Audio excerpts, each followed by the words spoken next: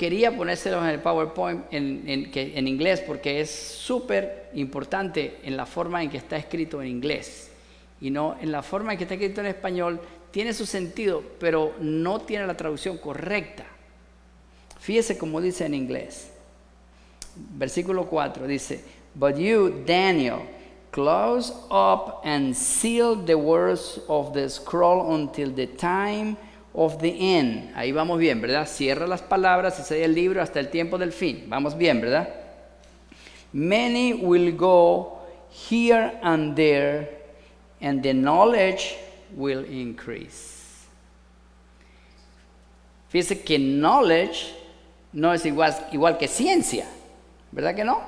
Porque si vamos a hablar de la ciencia, entonces diría, the science will increase. Pero dice es the knowledge. Y nosotros sabemos que knowledge es conocimiento, del verbo to know, conocer. Y todos nosotros decimos, no. Es una palabra yo sé, yo lo sé. Muy bien. Entonces, el conocimiento iba a aumentar. Pero ¿hasta cuándo iba a estar sellado el libro? Hasta el tiempo del fin. Y tenemos que establecer dos cosas. El tiempo del fin no es igual que el fin del tiempo. ¿Ok? Una cosa es el tiempo del fin y otra cosa completamente diferente es el fin del tiempo. El fin del tiempo es parte del tiempo del fin. En una palabra es cuando se acaba el tiempo y ya no más. ¿Ok? Así que vamos a regresar a nuestro capítulo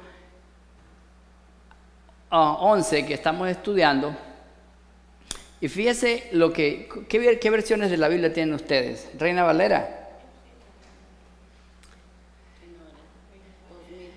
Fíjese que la Reina Valera, creo que esa es la misma que yo tengo acá, dice el versículo 40, "Pero al cabo del tiempo, el rey del sur contenderá con él, y el rey del norte se levantará contra él." Pero fíjese lo que dice el King James. Esta es la Biblia de King James. "And at the time of the end, shall the king of the south push at him, and the king of the north shall come against him like a whirlwind," una tormenta. Muy bien. Pero yo conseguí esta traducción. Esta traducción es la Biblia de las Américas. La conseguí y la puse aquí porque se parece más a como dice la palabra de Dios en inglés, el King James. Fíjese lo que dice. En el otro que habíamos leído, dice, "Pero al cabo del tiempo el rey del sur contenderá contra él." Sin embargo, en la Biblia de las Américas dice la traducción que nosotros queremos ver. Dice, "Y al tiempo del fin, el rey del sur se enfrentará con él y el rey del norte lo atacará con carros, jinetes y con numerosas naves, entrará por sus tierras y las invadirá y pasará." Ahora, lo importante aquí sería entonces saber cuándo comienza el tiempo del fin. Y ya nosotros hemos estudiado esto antes, en los otros capítulos que hemos ido estudiando. Muchas personas dicen que el tiempo del fin comenzó en el año 1844, pero no es así. ¿Qué fue lo que pasó en el año 1844? Cristo pasó en el santuario celestial, en donde está oficiando del lugar santo al lugar santísimo, y entonces comenzó lo que nosotros conocemos como el juicio investigador. Exactamente, primeramente por los muertos. De eso vamos a hablar más tarde. El tiempo del fin comenzó en el año 1798, cuando se terminaron los 1260 años, de los que ya nosotros hemos hablado bastante, ¿verdad? Recordemos que fueron lo que llamaron la Edad Oscura, ¿verdad? Cuando hubo la persecución, cuando prácticamente se borró de la tierra, casi se borró de la tierra el pueblo de Dios, que fueron a vivir en las catacumbas. Muy bien. Recordemos que este periodo empezó en el año 538, después que habían caído los 3 cuernos que arrancó el cuerno pequeño, ¿recuerdan? El 538, cuando por decreto de Justiniano, el emperador romano, el Santo Padre de Roma, que llamaban ellos, ¿verdad?, fue nombrado la cabeza de todas las iglesias, de las santas iglesias, y el verdadero y eficaz corrector de los herejes. Y debido a eso es que mataron a todo el que dijo que no estaba de acuerdo con la iglesia católica. Todavía al viejito ese le dicen Santo Padre a algunas personas. Pero recordemos que el año 1798 el general Beltier tomó preso al Papa Pío VI. Recordemos que hablamos que era en febrero, que fue en febrero, en tiempo frío. Muy bien. Y entonces, en ese momento, el papado perdió el poder que tenía sobre las otras naciones, sobre los otros reinos. Es increíble. Cuando usted lee el conflicto de los siglos, usted se encuentra de que el papa era quien los coronaba, y si el papa no los coronaba, no eran reyes. Y si alguien no quería obedecer al papa, él le ponía a la ciudad bajo maldición.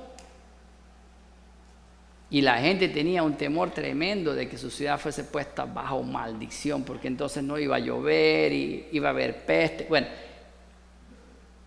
y el rey del sur, dice, contenderá contra él. Ahora, lo importante para nosotros, recordemos que ahora estamos ya hablando de un tiempo que no está en la historia que hemos venido estudiando acerca de Grecia y del imperio romano pagano, de Roma pagana. Ya no estamos hablando de este tiempo. Ahora estamos hablando de un nuevo tiempo, y estamos hablando de un tiempo en el cual las cosas ya no se desarrollan en un solo sitio geográfico. Recordemos que cuando estuvimos hablando acerca de el rey del norte y el rey del sur al principio, ¿verdad? Estamos hablando acerca del reino que había tomado Seleuco y del reino que había tomado Ptolomeo.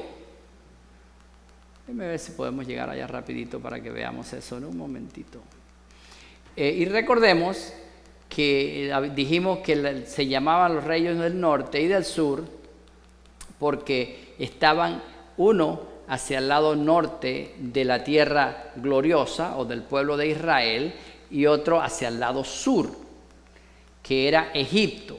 Y les dije la semana pasada que teníamos que tener en cuenta estas cosas porque habían características que eran innatas para estos lugares y que esas características las íbamos a usar o las íbamos a aplicar al momento que estamos viviendo. Porque fíjese, si Dios se ha tomado el tiempo para hablar acerca de lo que iba a pasar en el tiempo de antes, ¿no creen ustedes que se iba a tomar el tiempo para decir lo que va a pasar al final del tiempo? Para que su pueblo tenga una guía. Muy bien.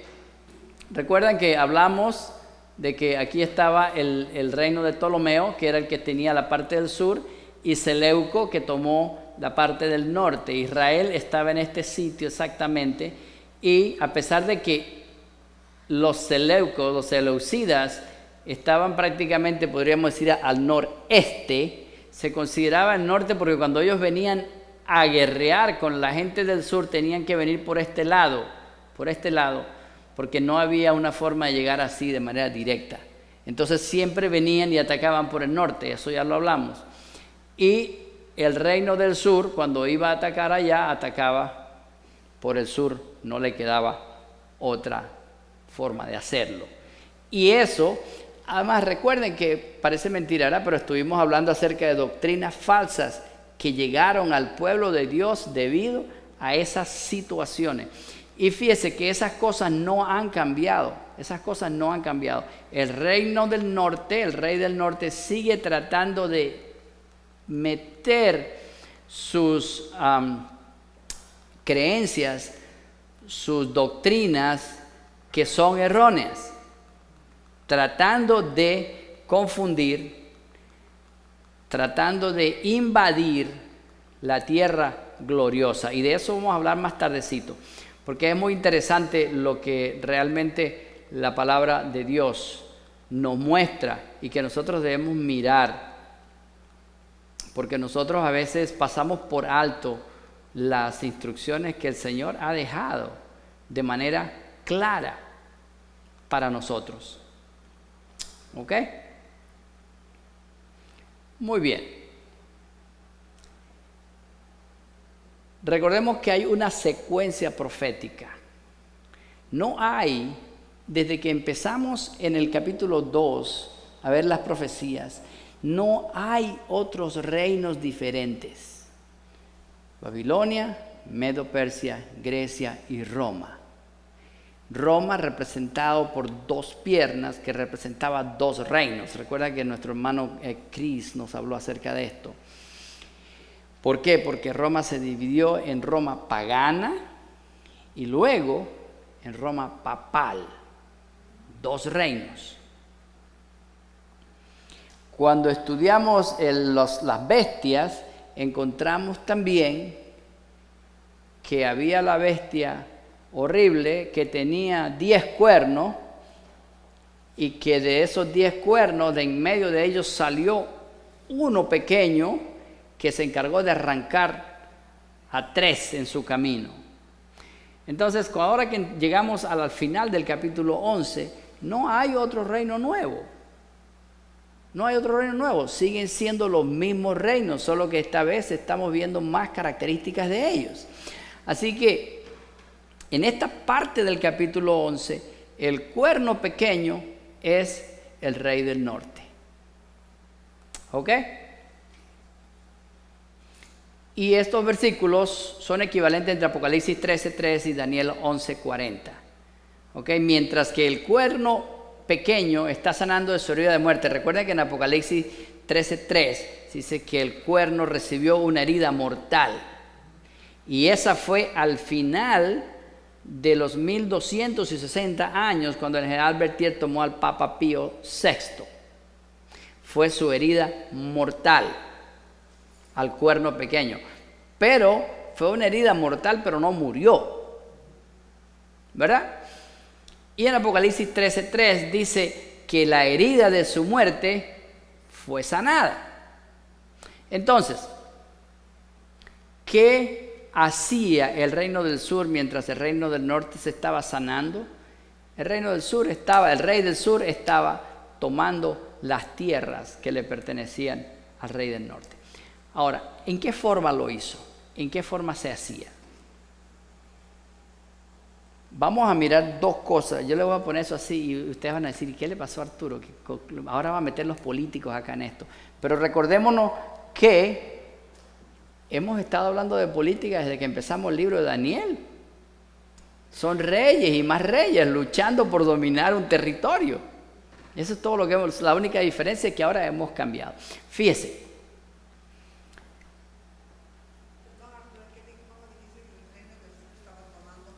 Las tierras que le pertenecían al reino del norte. Fíjese, el reino del norte, recuerden que tenían a Babilonia. ¿Y por qué se caracteriza Babilonia? Porque fue el primer imperio mundial, ¿no? Desde entonces. Ahora, ustedes recuerdan que lo estudiamos en el capítulo 2 de Daniel. ¿Qué significaba la palabra Belsasar? ¿Se recuerdan? Era el cuidador de los tesoros de Baal Marduk. Baal Marduk era el principal dios de Baal, de Babilonia. Baal Marduk era el principal dios babilonio, el jefe de los dioses, porque ellos lo tenían de esa manera, el jefe de los dioses, y tenían centenares de dioses, cantidades de dioses, del sol, de todo, tenían dioses para todas cosas. Ahora, el rey del norte entonces tiene que tener esa característica hoy en día. Ustedes, no sé si en los países de ustedes hay un dicho, en mi país hay un dicho así que cuando empieza a llover, la gente dice: San Isidro Labrador quita el agua y pone el sol. Entonces, ¿ese es el Dios de qué?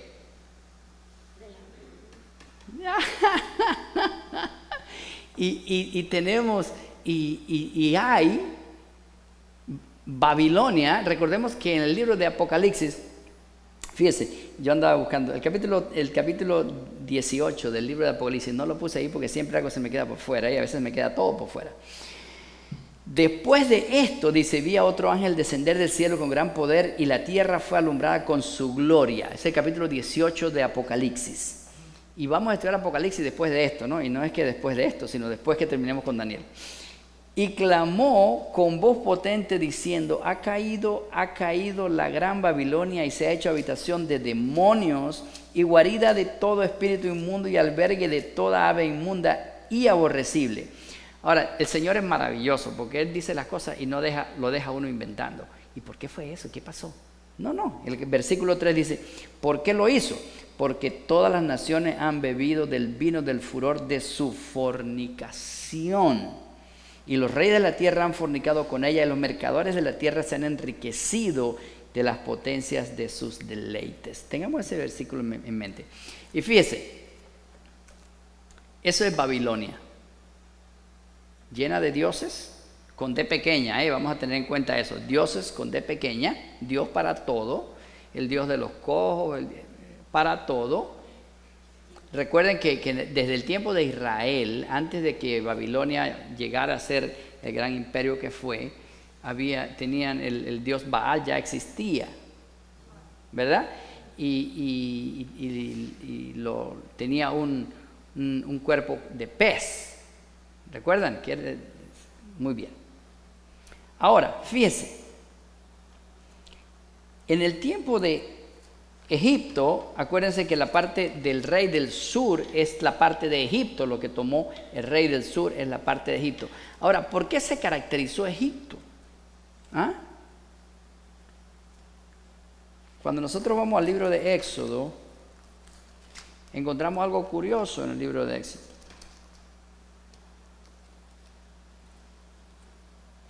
Fíjense lo que dice el capítulo 5 del libro de Éxodo. Dice: después Moisés y Aarón entraron a la presencia de Faraón y le dijeron: Jehová, el Dios de Israel, dice así: deja ir a mi pueblo a celebrarme fiesta en el desierto.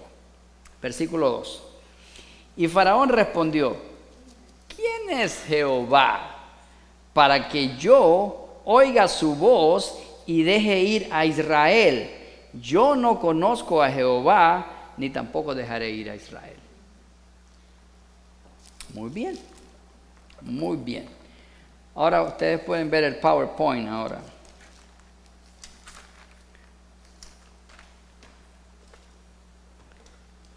¿Por qué se caracterizan los gobiernos que se hacen llamar socialistas y comunistas en este mundo? Porque son ateos. Ahora, ¿por qué son ateos y por qué no quieren aceptar a Dios? ¿Por qué les conviene?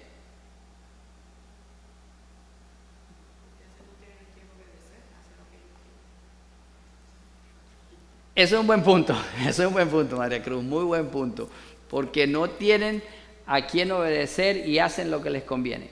Pero hay un punto aún más importante por la cual ellos enseñan el ateísmo como filosofía del comunismo. Y les voy a decir cuál es. Recordemos que Dios hizo al hombre a su imagen. ¿Y qué fue lo que le dio? Libre albedrío, libertad de pensar y de decidir y de actuar, de acuerdo a su pensamiento. Pero el comunismo no quiere eso. El comunismo quiere que tú hagas lo que te dicen y que tú no vayas más allá. Tienes que obedecer. Y en el momento que Dios entra a la ecuación, tú has sido hecho a imagen de Dios. Tú puedes pensar por ti mismo, no necesitas que alguien te diga qué vas a hacer. Entonces está automáticamente en contra. Son dos posiciones completamente opuestas. Entonces el comunismo tiene que traer el ateísmo para poder dominar a los pueblos obligadamente. Obligadamente. Ahora, fíjense lo curioso de esto. Mientras el Cuerno Pequeño estaba recuperándose de la tomada de 1798 por el general Beltier, el comunismo fue invadiendo las tierras, ¿verdad?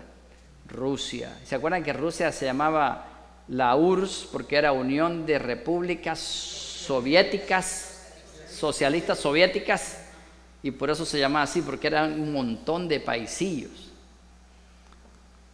Ahora, es decir, que el rey del sur vino a ser es el ateísmo que se predicó como el comunismo, con el comunismo, ¿verdad? Y tomó las tierras que pertenecían al Cuerno Pequeño, que era el rey del norte, que sigue siendo el rey del norte. Pero el rey del norte se iba a levantar contra él, decía el versículo 40. Dice, al final del tiempo el rey del sur contenderá contra él y el rey del norte se levantará contra él como una tempestad con carros y con gente de a caballo y muchas naves y entrarán en la tierra, inundarán y pasarán. Fíjese, carros y gente de a caballo se refieren a fuerzas militares, ¿verdad? Mientras que naves, recuerden que la semana pasada hablamos acerca de las naves de Quitín. Y dijimos que Quitín era una provincia de Chipre y era una provincia económica donde había dinero. En una isla, la isla de Chipre es una isla, ¿recuerdan? Y allí era un centro de comercio para toda esta parte del mundo. Allí llegaban las embarcaciones, llegaban los compradores y era un centro de comercio. Entonces, cuando habla de carros y de gente a caballo, está hablando de una fuerza militar, y cuando habla de naves está hablando acerca de una fuerza económica, economía, dinero, movimiento, comercio. Ahora fíjese, nosotros, yo sé que todos ustedes se acuerdan de este día, eso no fue hace mucho. ¿Ustedes recuerdan cuando en 1989 se cayó el muro de Berlín? Sí. Se vino abajo y la gente salió corriendo de lo que se llamaba la Alemania democrática. Fíjese lo curioso de esto, ¿verdad? La República Democrática de Alemania era la parte que era comunista. Supuestamente un mejor sistema de vida, pero cuando se cayó el muro, la gente no se fue para allá, la gente se salió de allá para acá. ¿Ok? Fíjese lo curioso. ¿Cómo llegó esto? ¿Cómo sucedió esto? ¿Tuvo algo que ver el rey del norte para derribar o para tomar las tierras que el rey del sur le había quitado? Fíjense que la revista Times tuvo esta portada después de que cayó todo esto. Y ellos lo llamaron una alianza santa. Y si ustedes ven los dos personajes que están ahí, ¿verdad? El señor Ronald Reagan, dijeran la gente, ¿verdad? Que en paz descanse. Y yo, cuando la gente dice así, que en paz descanse, yo les digo, es la única forma que hay de descansar. Si no estás en paz no puedes descansar. Y fíjense lo que dice, cómo Roma cómo Reagan y el Papa conspiraron para asistir al movimiento Solidaridad de Polonia y acabar, desmenuzar el comunismo. Una alianza santa. Fíjense lo curioso. Todavía el cuerno pequeño estaba apenas empezando a recuperarse de su herida de muerte. Y estas son cosas que nosotros vimos con nuestros propios ojos suceder. La Rusia se desintegró y en su lugar nacieron cantidad de países que cuando nosotros estábamos en la escuela ni siquiera existían, porque todo era Rusia, ¿verdad? Que salió unos países que ni siquiera teníamos otra idea que podían existir, que Eslovenia, todos esos países bálticos estaban allí y no tenían país, ¿verdad? Y algunos lo han vuelto a perder, porque la Rusia, a pesar de que dejó de ser lo que era, sigue siempre tratando de... Pero fíjese, vamos a encontrar algo más curioso adelante. ¿Sí ve esto? Ustedes se acuerdan de este señor que tenía la manchita acá en la cabeza, que se llamaba Mikhail Gorbachev, el hombre de la perestroika. ¿Por qué él hizo? ¿Por qué él llegó a este punto de derrumbar a Rusia? Él dijo que Rusia era un elefante blanco y que no podían seguir viviendo una mentira. Que no podían, como nación no podría subsistir si se mantenía en la forma en que estaba. Sí, la Unión Soviética. Así que él firmó el pacto que significaba el final de lo que se llamó la Guerra Fría. ¿Se recuerdan ustedes? Que Rusia tiene 10 cabezas nucleares, nosotros tenemos que tener 20, ellos tienen 15, nosotros 30, y así era una guerra, el uno apuntándole al otro, otro apuntándole a este, tratando de uno ser más poderoso. Pero ese mismo año, después que se firmó en diciembre del 89, este señor, Mikhail Gorbachev, fue a encontrarse ¿con quién?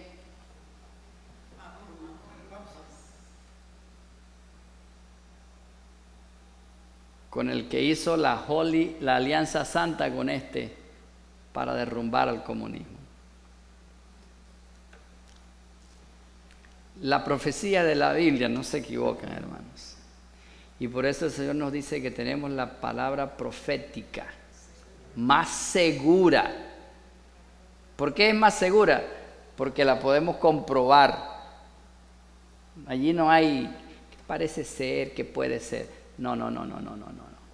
Fíjese, de acuerdo a la profecía, el rey del sur, el ateísmo o comunismo, no se volvería a levantar como un poder o como un reino.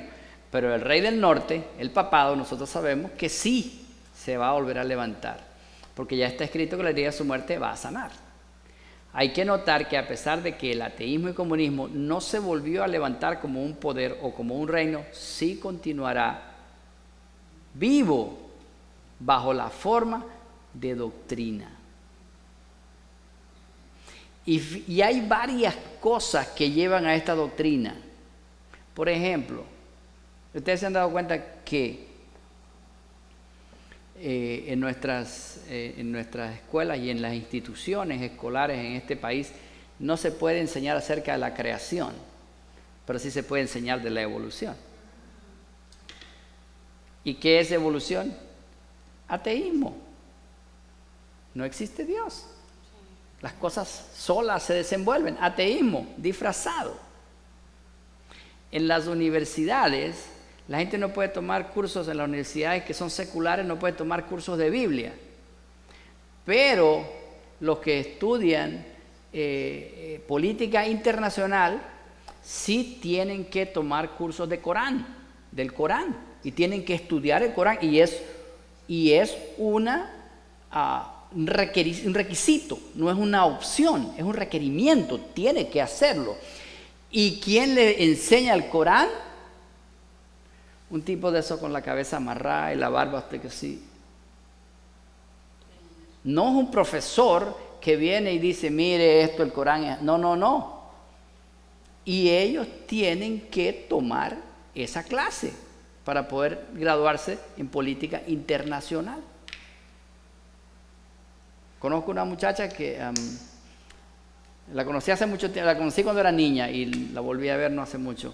Y me estaba comentando otro amigo que ella es hija de una persona que es adventista y que la chica estaba completamente, Jesucristo no era nadie, ¿no? ¿Cómo que Jesucristo es el Hijo de Dios? El Corán enseña que no es el Hijo de Dios. Una muchacha cristiana. Ellos tienen un solo Dios, ¿no? Sí, sí. Alá. Muy bien. Fíjese, y tenemos que ser cuidadosos por varias cosas, hermano, porque no es solamente un ateísmo abierto, es un ateísmo disimulado. Y ahí es donde está el problema. Fíjese, ahora, podríamos preguntarnos cuál es la tierra gloriosa, porque recordemos que el rey del norte iba a pasar y iba a entrar por la tierra gloriosa. Recordemos que cuando estudiamos acerca de Grecia, vimos que la tierra gloriosa era el país de Israel. La tierra gloriosa, ¿por qué era gloriosa? Porque allí es donde se adoraba al Dios verdadero, porque allí es donde se presentaba físicamente Dios, porque Dios se presentaba en su santuario, en su templo, se presentaba había su presencia física, lo que llamaban el Shekinah. Cuando la Shekinah se encendía, Dios estaba allí y eso hacía a esa tierra gloriosa. Pero ahora, hoy en día, no existe eso más. ¿Por qué? Porque ahora el pueblo de Israel ya no es el pueblo exclusivo de Dios. ¿Y cuándo dejó el pueblo de Israel de ser el pueblo exclusivo de Dios?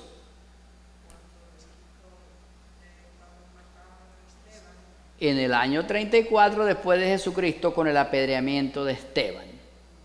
Y se cumplía exactamente en ese momento. ¿Qué se cumplía?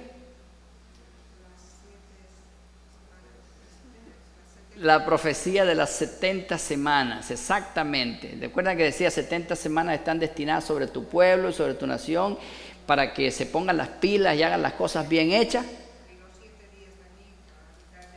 Sí, porque la profecía decía 62 semanas y 7 semanas, que es 69, ¿verdad? Pero la profecía eran 70. Dice, pero a la mitad de la semana se le quitará la vida al Mesías príncipe, no por él. Y durante ese tiempo establecerá el pacto con muchos y luego se termina el tiempo de gracia del pueblo de Israel. Dios siempre ha establecido una oportunidad y hoy en día no es diferente.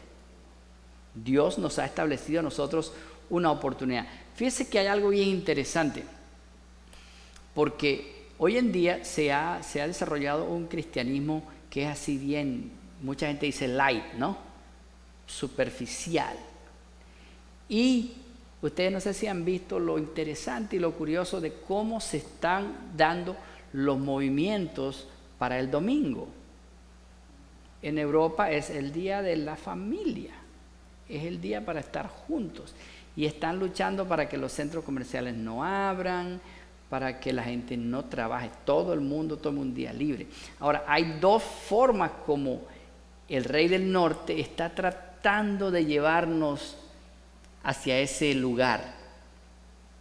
Número uno, dicen que el planeta necesita un día de descanso, un día en que nosotros no usemos el carro, no vayamos a comprar, nos quedemos tranquilos, estemos en casa, para que ayudemos al planeta, para que el calentamiento global no continúe en la forma en que está.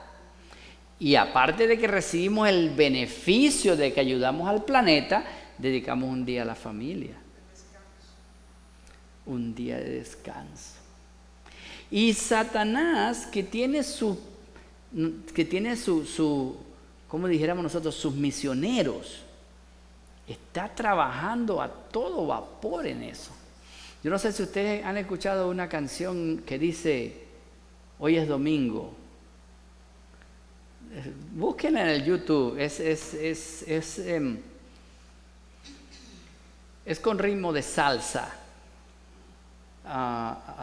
Y lo canta Uno de los cantantes es un argentino, no me pregunte cómo se llama porque yo no sé el nombre de esta gente, porque es un cantante joven. Y el otro es el panameño, que sí es muy famoso, Rubén Blades, ¿es el panameño? Rubén Blades es panameño. Ok, y ese señor panameño que es un tremendo de la música. Sí, entonces ellos han hecho una canción que se llama Hoy es domingo, creo. Y dice que hoy es domingo, es un día en que no tienes compromiso con el reloj, es para dedicar a la familia, para estar tranquilo, para compartir. Y fíjese algo, nosotros a veces no vemos las cosas. Incluso hay un comercial, fíjese, un comercial de Chrysler, de las camionetas Dodge, que habla, la camioneta se llama, ese tipo de camioneta pick-up se llama Ram, son Ram, y recordamos el Ram que tenía los dos cuernos, el carnero, muy bien, y ellos tienen, en el frente de la camioneta tienen un carnero con sus dos cuernos, una insignia ahí en el medio, ¿verdad? Muy bien. En la propaganda de esta camioneta dice que está lista para trabajar, pero el día domingo necesita descansar. Exactamente, hermano. ¿Y qué sucede? Que nosotros, porque recordemos que cuando vino nuestro hermano Jeffrey, que estudiamos el capítulo 10, y él nos dijo que el capítulo 10 era una introducción al capítulo 11, él nos hizo hincapié en que esto es una guerra por la mente.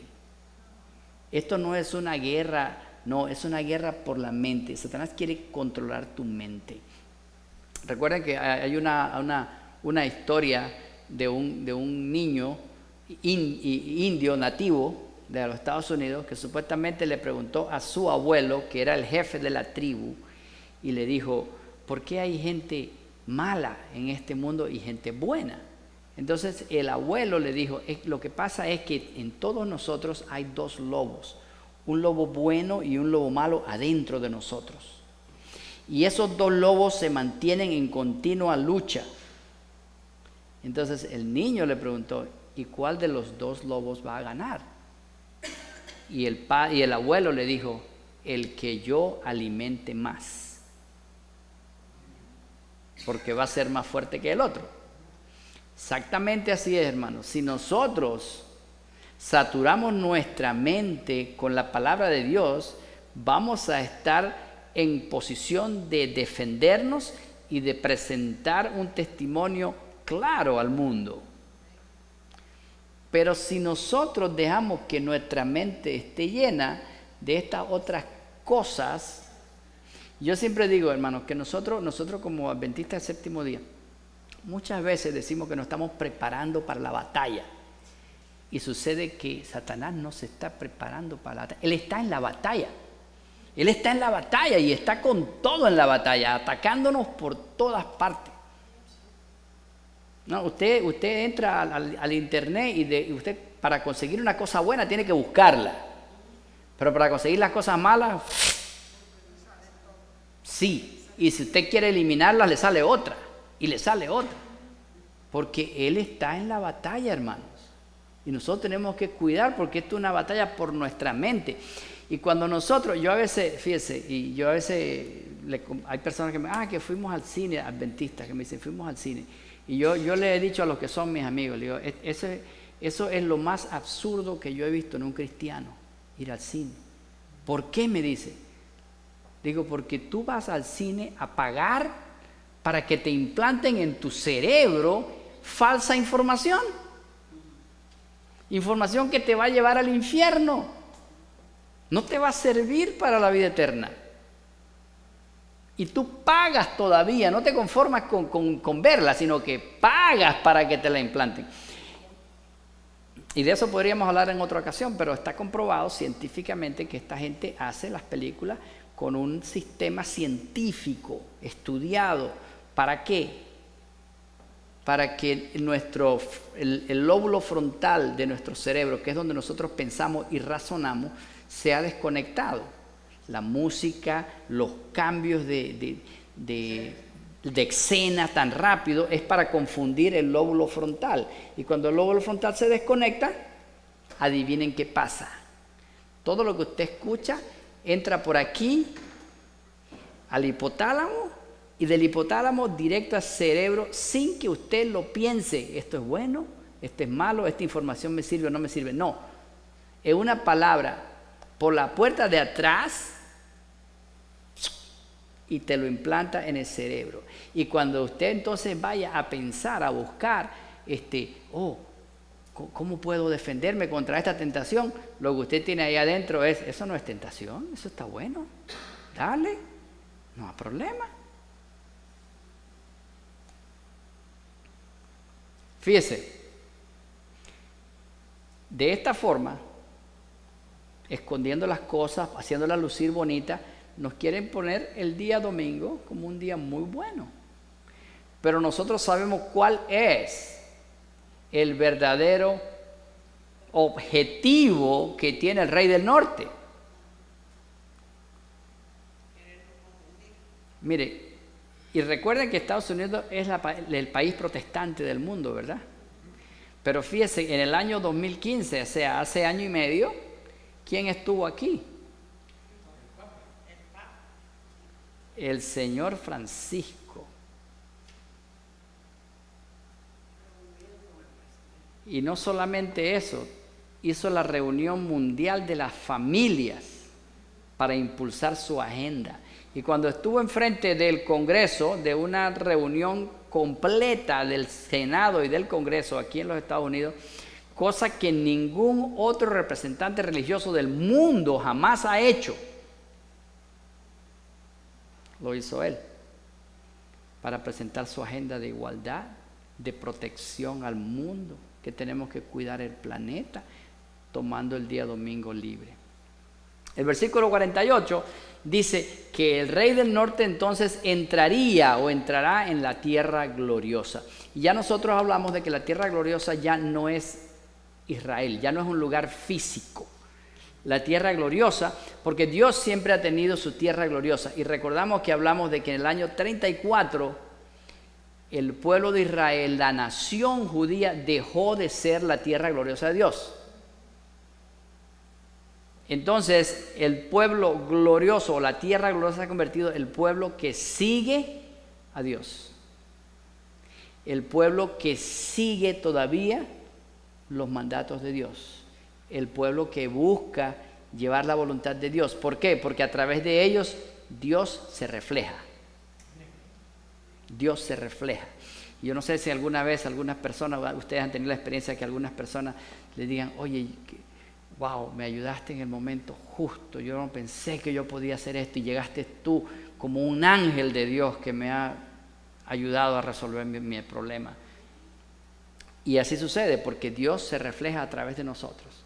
Y recordemos que la palabra ángel lo único que significa es mensajero y nosotros somos mensajeros, o por lo menos deberíamos serlo. ¿Ok?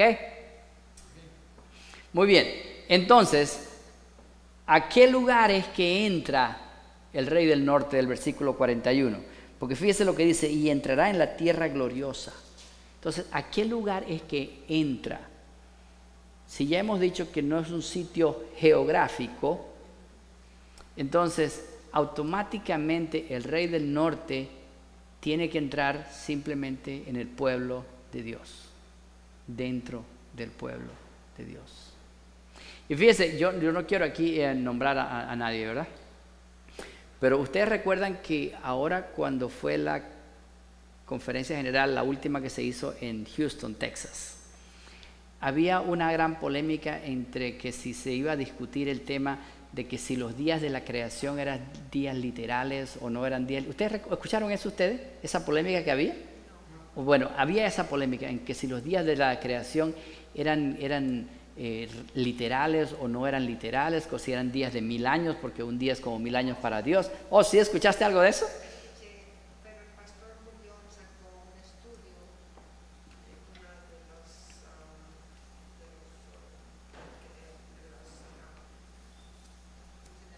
uno de los cursos que tenemos y él habló sobre ese tema.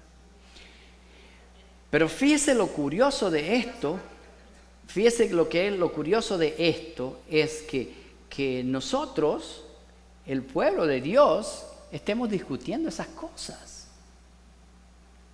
O sea, a mí un amigo me dijo, Arturo, ¿qué opinas tú acerca de las mujeres, de ungimiento de las mujeres pastoras?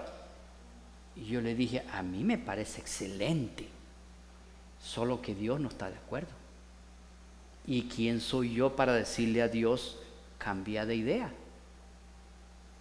Yo no tengo problema, le digo, pero Dios sí tiene problema. Porque cuando yo veo en su palabra dice que tiene que ser marido de una mujer, que sepa gobernar su casa, que tenga a sus hijos en sujeción, que tenga buen testimonio, y el que no califica no puede serlo. Es tan simple como eso, le digo yo. Ahora, ¿por qué razón nosotros estamos metidos en esto? Y entonces él me dice a mí, pero ¿no te parece que es bueno que se dé el debate? Le digo yo, y cuando nosotros terminemos con este debate, ¿qué vamos a debatir? ¿El sábado? ¿El cochino? Lo que Dios escribió, lo escribió. Y no es para que yo lo debata, es para que yo lo obedezca. Es para que yo lo obedezca. Pero fíjese, han habido incluso en nuestra iglesia movimientos en los cuales, yo recuerdo por allá por los 90, en los años 90, no sé si ustedes recuerdan, había una, porque en nuestra iglesia entran así como olas de ideas. Y sí, como por los 90 había un movimiento que decía que si Cristo era divino, que era humano, que no era 100% divino, que no era 100% humano.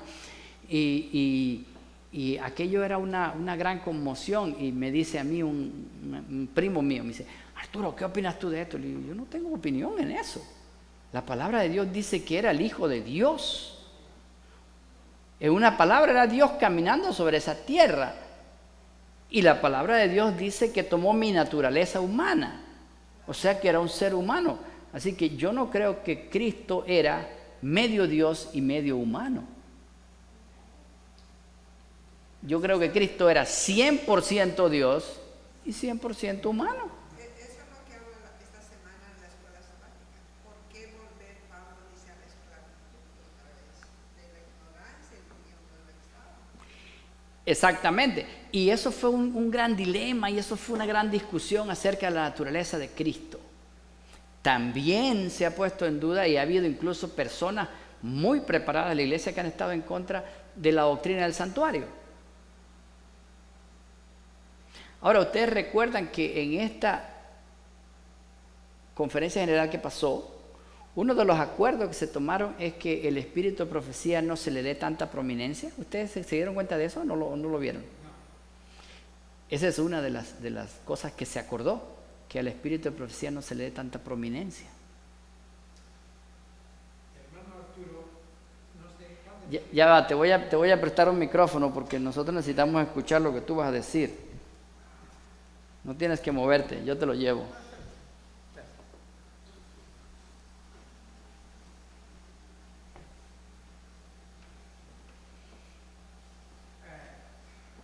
¿Hay sonido, Pedro, para el micrófono que tiene? Sí, hay.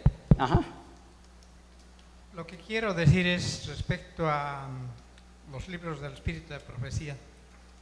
Bueno, la cabeza me falla, pero en uno de los libros que tengo del Espíritu de Profecía dice concretamente que quien dude de los libros inspirados por el Espíritu Santo por medio de su sierva, la señora Elena G. de White, en realidad viene a ser una maldición, porque no se puede dudar siquiera de los libros del Espíritu de Profecía. Eso ha sido concretamente dado para el pueblo de Dios y no hay ser humano que pueda altercar ni querer llevar a la duda a los que están en ese aspecto de estudiar los libros del Espíritu de Profecía. Eso no es compatible con el adventismo. Eso es correcto, hermano. Es muy, muy, muy correcto. Pero tenemos un problema. Yo creo que la mayoría de nosotros, los adventistas, no creemos en los escritos que Dios nos dio a través de su sierva, la hermana Elena White. La mayoría. Le voy a contar algo. Hace unos años, yo pertenecía en ese tiempo a la iglesia de Viena americana. Vino un médico, una persona que se dedicó a estudiar la salud porque él fue un niño enfermo. Él nos contó, dijo, yo fui un niño enfermo y cuando yo crecí dije, yo quiero erradicar la enfermedad. Así que me dediqué a estudiar cómo erradicar la enfermedad. Entonces dice que se basó en la premisa que dijo Sócrates cuando dijo que tu alimento sea tu medicina. Entonces él empezó a investigar y empezó a conseguir cómo solucionar enfermedades con la alimentación. Entonces se dedicó a eso y a enseñar de eso. Y dice que un día estaba dando una conferencia en Los Ángeles, California, y en esa conferencia había un pastor adventista. Y este pastor, él nunca había oído de la iglesia adventista antes en su vida, jamás. Entonces este pastor adventista era de Miami y lo invitó a que viniera a su iglesia en Miami a dar una conferencia de esa misma. Así que este doctor vino a dar la conferencia en la iglesia en Miami. Y dice que al final de la conferencia el pastor le regaló el libro Ministerio de Curación.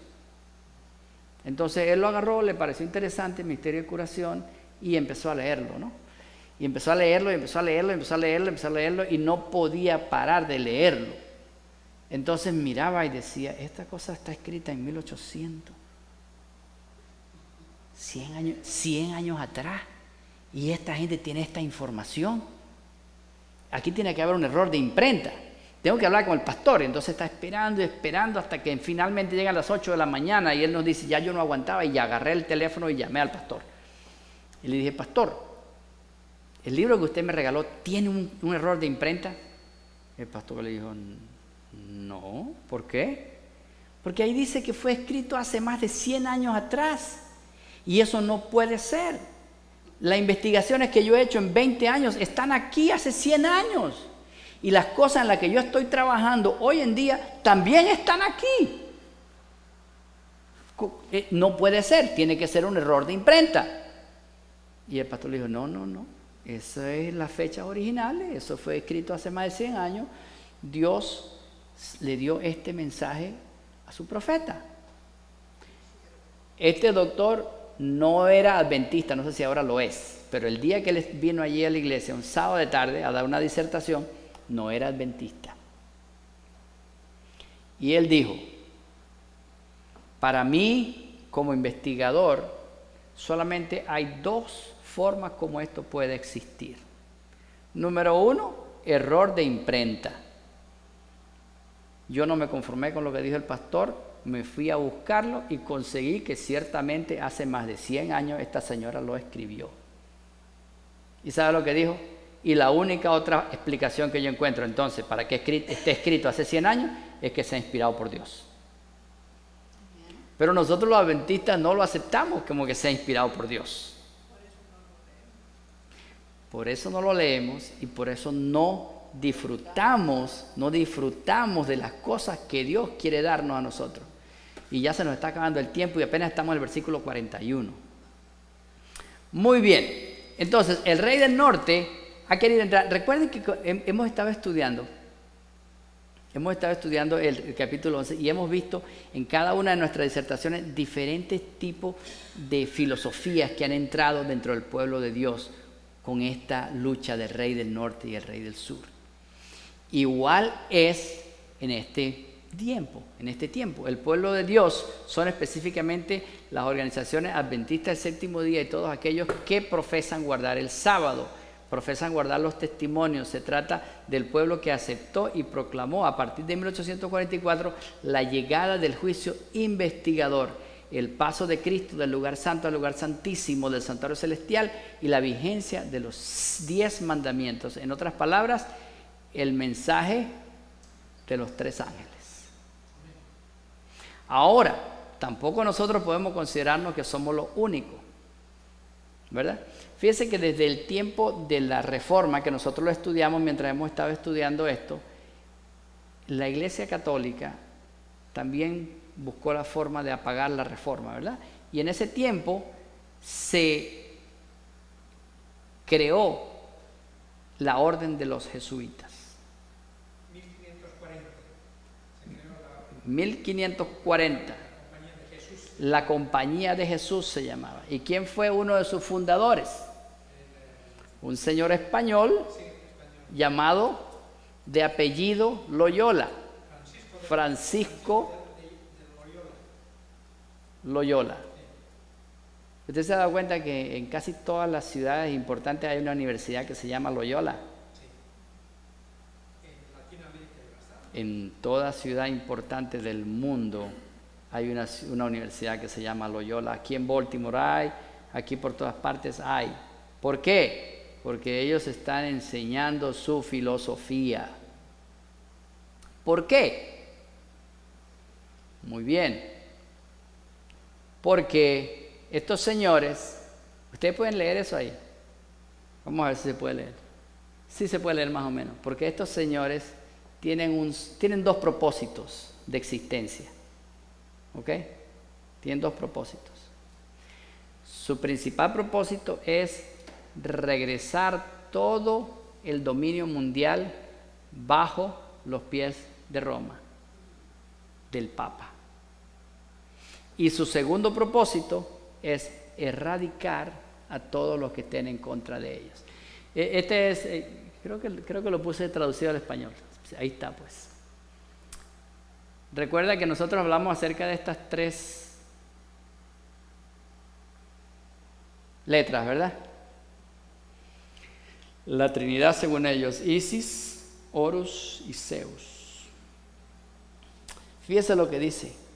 Yo ahora frente al Todopoderoso Dios, la bendita Virgen María, el bendito San Juan Bautista, los santos apóstoles, mi Padre fantasmal, el general superior de la Sociedad de Jesús, fundada por San Ignacio de Loyola en el pontificado de Pablo III y continuando hasta el presente por el vientre de la Virgen, la matriz de Dios y la vara de Jesucristo, declaro y juro que su santidad el Papa es el vicerregente de Cristo y es el verdadero y único cabeza de la Iglesia Católica universal por toda la tierra y por la virtud de las llaves del altar de atar y soltar y dadas por su santidad mi Salvador Jesucristo.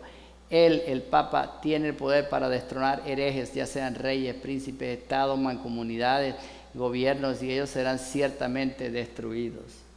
Ese es el juramento que ellos hacen. Pero eso no es la parte más interesante. La parte más interesante es que dice: yo además prometo y declaro que yo, cuando la oportunidad se presente, preparar y hacer implacable guerra secreta y abiertamente contra todos los herejes protestantes y masones, como yo he sido ordenado a hacer, extirparlos de la faz de la tierra, y que yo no perdonaré ni edad, sexo o condición, y que yo ahorcaré, quemaré, destruiré, herviré, despellejaré, estrangularé y usaré contra la pared para poder aniquilar su... Estrangularé y enterraré vivos a estos infames herejes, rasgaré los estómagos y vientres de sus mujeres y machacaré las cabezas de sus infantes contra la pared para poder aniquilar su execrable raza. Que cuando lo mismo no pueda ser hecho abiertamente, yo secretamente usaré la copa de veneno, la cuerda de estrangulación, el acero de la daga, el plomo de la bala, sin importar el honor, rango, dignidad o autoridad de la persona, cualquiera que sea su condición en la vida, ya sea pública o privada, puesto que en cualquier momento yo pueda ser ordenado a hacerlo por los agentes del Papa o superior de la Hermandad del Santo Padre de la Sociedad de Jesús. Y eso nada más es un poquito que leímos, no lo leímos todo porque no tenemos tiempo para eso. Y recuerdan ustedes que Francisco pertenece a esa sociedad, ¿verdad? Ahora, ¿está preparada la Iglesia Católica para perseguirnos? Cuando el principal representante de la Iglesia Católica ha hecho este juramento, porque este es el juramento que ellos hacen, no es el juramento que ellos hacían, este es el juramento que ellos hacen, este es el juramento que él hizo, con su sonrisa y con su cara bonachona y con todo.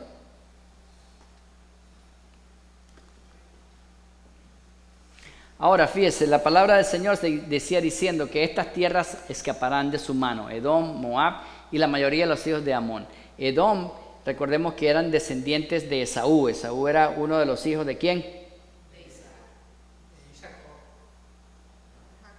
No, Esaú era el hermano de Jacob. Uno de los hijos de Isaac, como dijeron ustedes, exactamente. Moab y Amón, recuerden ustedes que son los descendientes de las dos hijas de Lot. O sea que una palabra, toda esta gente viene de Abraham. ¿Ok? Entonces cuando la palabra de Dios habla acerca de estas personas, está hablando acerca de la gente que es cercana a la palabra de Dios. No solamente a los adventistas. Yo le puse adventistas porque nosotros somos adventistas. Y yo creo que tenemos que ser sanamente orgullosos de ser adventistas. Cuando digo sanamente orgullosos de ser adventistas, es que nosotros tenemos que vivir esto. No solamente hablarlo, vivirlo. Que la gente que nos vea se dé cuenta que hay algo diferente con nosotros, pero de verdad. Y entonces ellos pregunten, ¿por qué? Bueno, porque Dios hace una diferencia en nuestra vida. Sí, pero yo también creo en Dios, sí, pero una cosa es creer en Dios y otra cosa es ser fiel a Dios. ¿Verdad? Fíjense lo que dice el Mensajes Selectos, tomo 3. Dios tiene hijos, muchos de ellos en las iglesias protestantes y un gran número en las iglesias católicas, que están más listos a obedecer la luz y a hacer lo mejor que ellos saben que una gran cantidad de nosotros los adventistas, que guardan el sábado pero que no andan en la luz, nosotros los adventistas. El Señor hará que el mensaje de luz sea proclamado, que los protestantes sean amonestados y despertados al verdadero estado de cosas y a considerar el valor del privilegio de la libertad religiosa del cual han gozado por mucho tiempo, especialmente en este país. Yo siempre he creído que cuando se force la ley dominical sobre el Congreso, no va a ser fácil. No va a ser fácil porque en el Congreso de los Estados Unidos hay personas que realmente valoran la libertad religiosa, que son representantes, que son congresistas, que realmente valoran la independencia del poder y el hecho de que nuestros fundadores, los fundadores de esta nación, establecieron que el gobierno federal no iba a legislar sobre cosas de conciencia. Nosotros a veces nos confundimos con los términos, que el gobierno federal no se va a meter, no, es que no va a legislar, o sea, que no va a pasar leyes concernientes a cosas de conciencia. ¿Ok?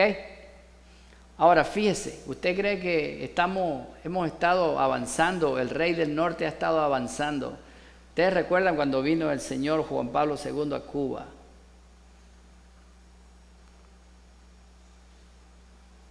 Francisco, reuniéndose con quién? Dilma Rousseff, Cristina Fernández y Evo Morales. Aquí está Cristina, Vilma y Evo. ¿Qué tienen estas tres personas en común? El mismo discurso populista, socialista, comunista. Pero todos están, ahora el rey del norte los ha conquistado a todos ellos. Porque mire, hermanos, el rey del norte no le importa en qué forma tú le vas a servir siempre y cuando le sirvas. Incluso si lo haces sin saberlo, para él es igual. Es la diferencia con Dios, que el Señor dice, ven a mí y estemos a cuenta. Vamos a razonar. Si vuestros pecados fueren como la grana, como la nieve, serán emblanquecidos. Si fueren rojos como el carmesí, vendrán a ser como blanca lana. Porque Dios quiere nuestro servicio racional, no un servicio ni obligatorio ni accidental.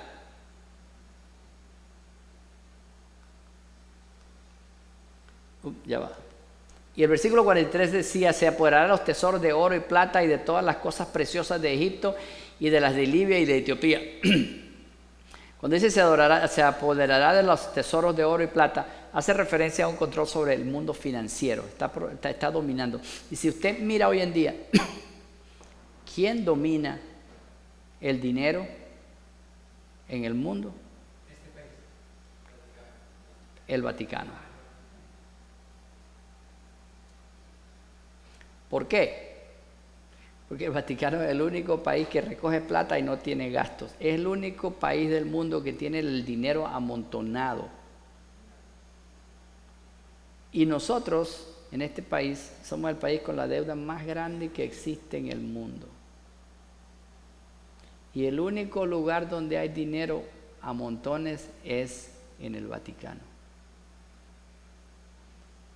Y cuando nosotros vayamos a pedir dinero al Vaticano, que ya por cierto lo ofrecieron, dijeron que cuando quieran nos ayudan, entonces ellos nos van a dar el dinero, pero nos van a dar también la música. Y van a decir, de ahora en adelante, nosotros le damos el dinero sin problema, pero de ahora en adelante las cosas son así. Y como nosotros como nación no queremos cambiar nuestra forma, ninguno de nosotros quiere dejar de tener 2 carros. Ninguno de nosotros quiere ir a 7-Eleven en bicicleta, porque tenemos carro y ¿por qué vamos a ir en bicicleta? Estamos acostumbrados a la comodidad y queremos seguir cómodos. Y esa es la razón por la cual nosotros no podemos sobreponernos de esta crisis tan grande que tiene este país. Porque nadie se atreve a decir, oye, esto es una crisis, tenemos que cortar esto acá y de ahora en adelante no va a haber esto, no va a haber esto, las comodidades se acabaron, el aire acondicionado no puede estarlo rodando todo el día. No, nosotros rodamos el aire acondicionado hasta cuando no estamos. Cuando habla de Libia se refiere a los países árabes con los que ya la Iglesia Católica tiene tratados. Ahora, aquí hay una nota muy importante. Ustedes han escuchado de Nuestra Señora de Fátima, ¿verdad? Pero ustedes saben quién es Fátima. Fátima fue la hija de Mahoma. ¿Ok? Que la Iglesia Católica hizo una virgen para ellos y la llaman la Virgen de Fátima. Este año se cumple 500 años que se inició la reforma, no que se inició propiamente la reforma, pero se cumple 500 años de que Martín Lutero clavó las 95 tesis en la puerta de la Catedral de Gutenberg.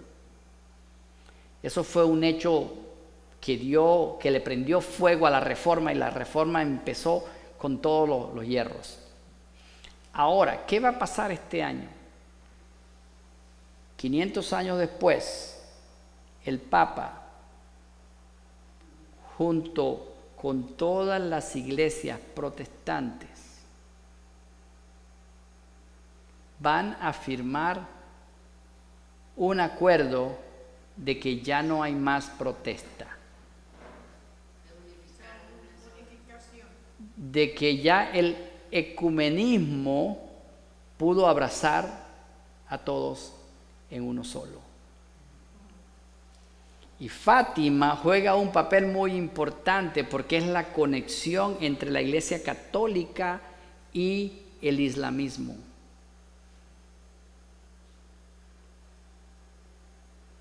Ahora, fíjese lo curioso de esto. Usted sabe que la mezquita de Omán, que es la más famosa, ¿verdad? Allí tienen un cajón así, donde dice que están los restos de Juan el Bautista.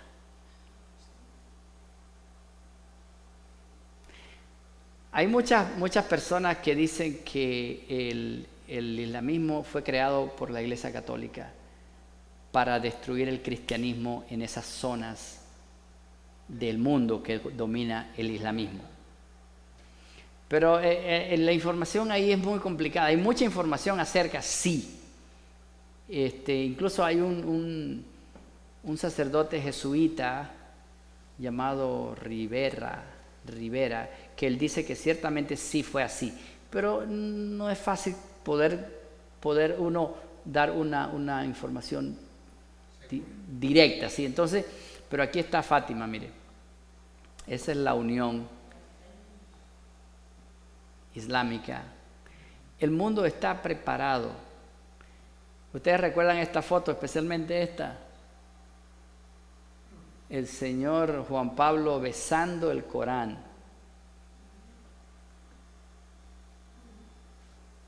Cuando Benedicto fue allá a visitar. Benedicto recibiendo un Corán y nuestro compadre Francisco reconociendo el Estado palestino como en un nuevo... O sea, ellos no les da, ellos entienden que ellos tienen poder político y lo van a ejercer y que el mundo les va a creer y los va a aceptar y a obedecer. Estas son las palabras que le dijo Francisco al señor Abbas. Abbas es el presidente palestino. Usted sabe que Palestina no es un país establecido todavía, pero tiene su presidente. Eres un ángel de paz. ¿De qué paz? En Palestina no existe paz. No saben lo que es paz. Esa gente se andan matando unos con otros y cuando no consiguen con quién hace guerra entre ellos mismos. Pero, todos bajo una misma sombrilla. Y ellos tienen la ventaja que para pertenecer al grupo de ellos, tú no tienes que dejar de ser lo que eres. Tú puedes seguir siéndolo. La única diferencia es acéptanos a nosotros también. Tú sigues con tus principios, no hay problema. Tenemos algo en común, vamos adelante. Pero el versículo 44 dice, noticias del norte y del oriente le atemorizarán. Ahora, sabemos que hay un verdadero rey del norte, que es Dios. Cuando está hablando aquí acerca de noticias del norte, está hablando acerca del fuerte pregón. ¿Y qué es el fuerte pregón? Es la predicación del mensaje del tercer ángel con la dirección y el poder del Espíritu Santo. ¿Qué dice el mensaje del tercer ángel? Dice que hay un juicio. Por eso dice, temed a Dios y darle honra. ¿Por qué? Porque la hora de su juicio ha llegado. Y dice, y adorad a aquel que hizo.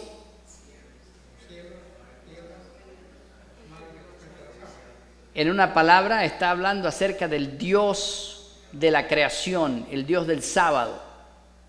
Entonces, esa es la razón por la cual nosotros leíamos en el versículo 44 que decía, noticias del oriente y del norte lo atemorizarán y saldrá con gran ira para destruir y matar a muchos.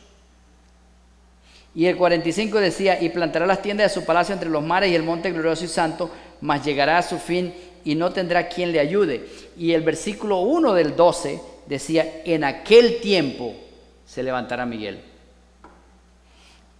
el gran príncipe que está de parte de los hijos de tu pueblo, y será tiempo de angustia, cual nunca antes fue desde que haya habitantes sobre la tierra. Y este versículo está hablando acerca de las plagas finales, cuando se acaba el tiempo de gracia. ¿Ok? Cronológicamente nosotros ya pasamos el 2016 y nosotros sabemos que el juicio de los muertos empezó en el año 1844. Esto quiere decir que lo que sigue es el juicio a los vivos. Ahora, ¿qué es lo que está al norte? Miren lo que dice Salmo 48:2. Qué hermosa altura, el gozo de toda la tierra es el monte de Sión, por el lado norte, la ciudad del gran rey.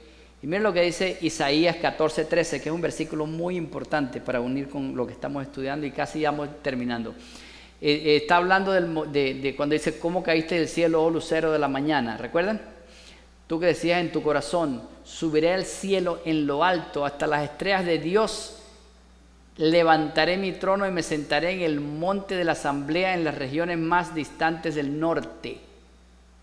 En el norte es donde se encuentra el trono de Dios. Y por eso, precisamente por eso, es que el sistema papal quiere tomar el norte, porque el norte es el trono de Dios y todo esto es relacionado con la adoración. Ellos quieren la adoración porque Satanás siempre ha querido la adoración. Siempre ha querido ser adorado. Ahora, también dice que hay noticias del oriente. ¿Y quién viene del oriente? Apocalipsis 7:2 dice, y vi otro ángel subiendo del oriente que tenía el sello del Dios vivo. Ustedes recuerdan que el oriente es el este, ¿verdad? La parte, el este es el oriente, por donde sale el sol. Y vi otro ángel subiendo del oriente que tenía el sello de Dios vivo y llamó a gran voz a los 4 ángeles a quienes le fue dado hacer daño a la tierra y al mar. Y ustedes recuerdan lo que les dijo, ¿verdad? Retener los vientos, ¿hasta cuándo? Hasta que sean sellados. Exactamente. Esas son las noticias del norte y del oriente que van a levantar la ira del rey del norte terrenal. Y entonces él va a salir y matará a muchos. Ezequiel 9:3 de 3 y 4 dice, y la gloria del Dios de Israel se alzó de sobre el querubín sobre el cual había estado el umbral de la casa, y llamó Jehová al varón vestido de lienzo que tenía en su cintura la escribanía de escribano, y díjole Jehová, pasa por medio de la ciudad, por medio de Jerusalén, y pon una señal en la frente a los hombres que gimen y que claman a causa de todas las abominaciones que se hacen en medio de ella.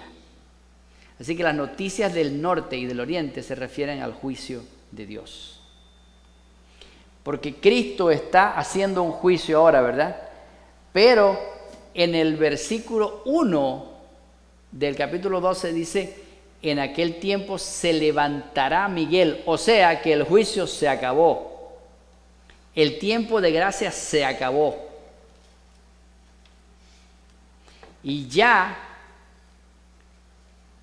el rey del norte terrenal sabe que lo que le espera es la destrucción, así que va a salir para matar a muchos. Pregunté al ángel si no quedaba nadie, dice la hermana Elena en una visión. Me invitó a mirar en la dirección opuesta y vi una compañía pequeña que viajaba por una senda angosta. Todos parecían estar firmemente unidos, vinculados con la verdad en agrupaciones o compañías, dijo el ángel. El tercer ángel está atándolos o sellándolos en gavillas para el granero celestial. Esa pequeña compañía parecía agobiada, como si hubiera pasado por severas pruebas y conflictos. Parecía como que el sol acabara de salir detrás de una nube y resplandecía sobre su rostro, dándoles aspecto triunfante, como si sus victorias estuviesen casi ganadas. Hemos terminado el capítulo 11, hermano. Y Dios nos muestra hasta el momento que se cierra la gracia.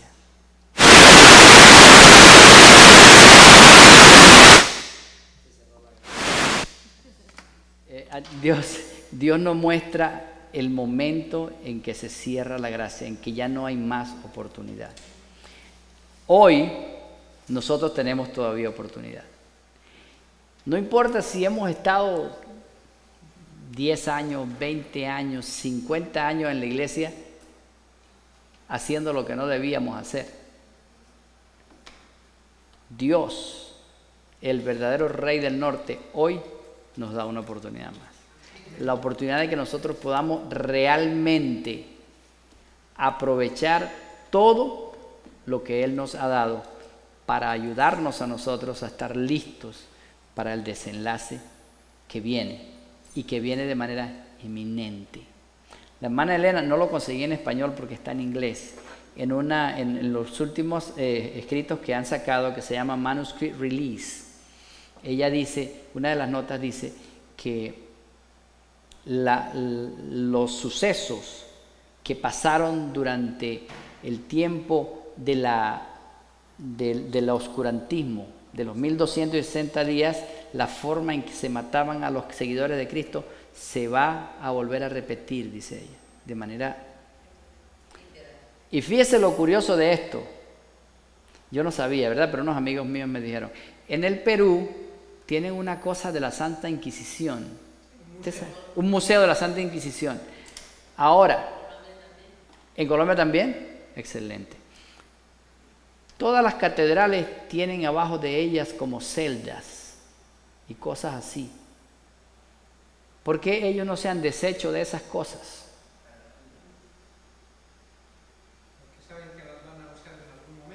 Porque saben que las van a necesitar. Y las van a necesitar para aplicárnoslas a nosotros.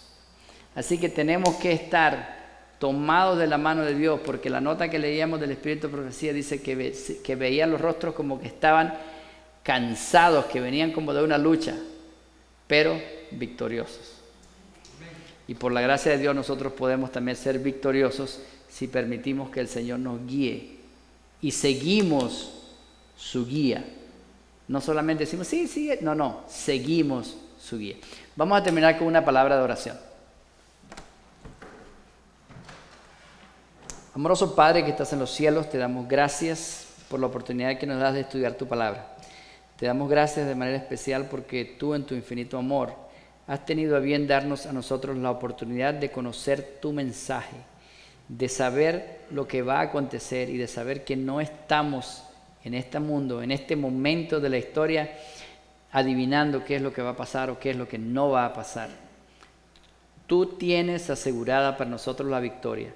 Queremos pedirte, Señor, que hoy nos ayudes a ser victoriosos y que te mantengas al lado de nosotros cada día para que podamos estar listos para el momento en que tú te levantes y sea tiempo de angustia cual nunca antes fue. Te queremos pedir, Señor, que nos ayudes a poder colocar nuestras vidas en tu mano completamente y que nos ayudes a poder entender lo que realmente es prioritario en esta vida. Danos, Señor, ahora tu protección al regresar a nuestros hogares, llévanos con tu cuidado y permite que este estudio que hemos tenido hoy pueda servirnos no solamente para nosotros mejorar, sino para nosotros compartir con otras personas y que ellos también puedan darse cuenta que tú estás pronto a regresar. Todos estos favores, Señor, los pedimos y los rogamos en los méritos de Cristo Jesús. Amén.